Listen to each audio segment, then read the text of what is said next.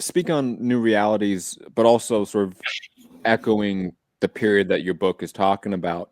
In recent years, we've seen an increase in indigenous militancy. Hmm. And even just very recently, what was it, like last week, we saw the Black community in Lincoln Heights arm up and drive out Nazis and fascists in their neighborhood.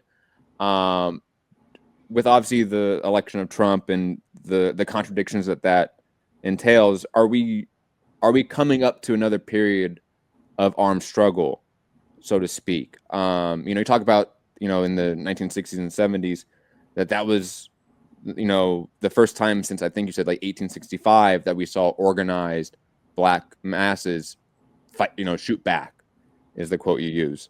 Are we close to that again? Is it are the machinations at play, so to speak? Well, if that is the case, as I've been stressing, I think that the folks who are advocating that should have an analysis.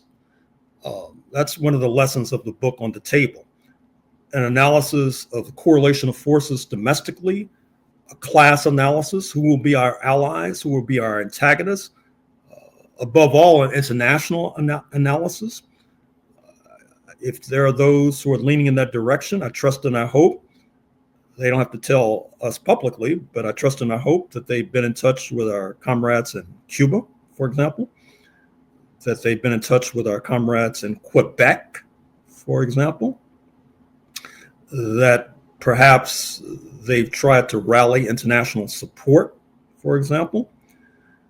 So that would be my only cautionary note, so to speak, with regard to a replay of the 1960s and 1970s.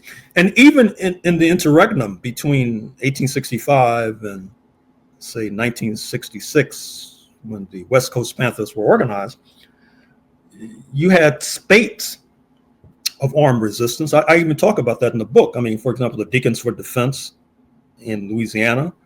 I even talk about how in the early 1960s they were visiting Northern California and influencing folks in their direction. This is before 1966, I should mention.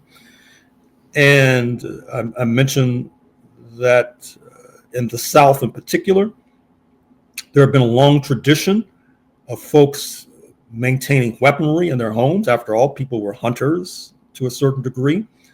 You had people who were military veterans who had learned about weaponry thanks to the U.S. military, for example.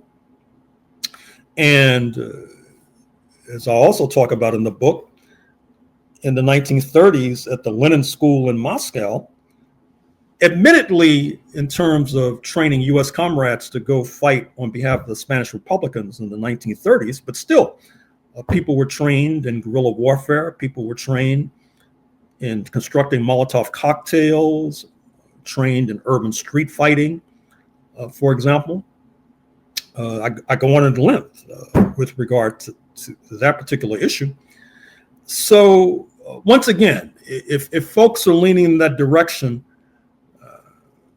without seeming overly self-absorbed, I hope they look at this book. So that, because one of the reasons I wrote this book was to try to excavate what some of the mistakes were, which led to people being driven into exile, people serving long prison sentences, people being assassinated, killed by the authorities, etc.